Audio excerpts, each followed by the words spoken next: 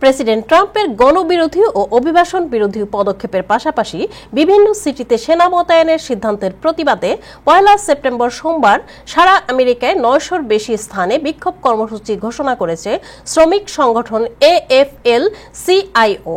সোমবার শ্রমিক দিবস হওয়ায় এই কর্মসূচি গুরুত্বপূর্ণ রাজনৈতিক বার্তা বহন করছে।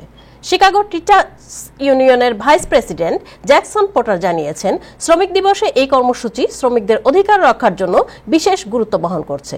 তিনি বলেন, ট্রাম্পের পদক্ষেপে গণতন্ত্র ক্ষতিগ্রস্ত হচ্ছে, কথা বলার অধিকার হরণ হচ্ছে, আইন শৃঙ্খলা ভঙ্গ হচ্ছে এবং অভিবাসীরা ক্রমশ নিগৃহীত হচ্ছে।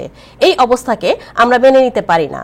ওয়ার্কার্স ওভার মিলিয়নার ব্যানারে কর্মসূচি অনুষ্ঠিত হবে। অরাজক পরিস্থিতি এড়াতে পুলিশ প্রশাসনকে সতর্ক থাকার নির্দেশ দেওয়া হয়েছে।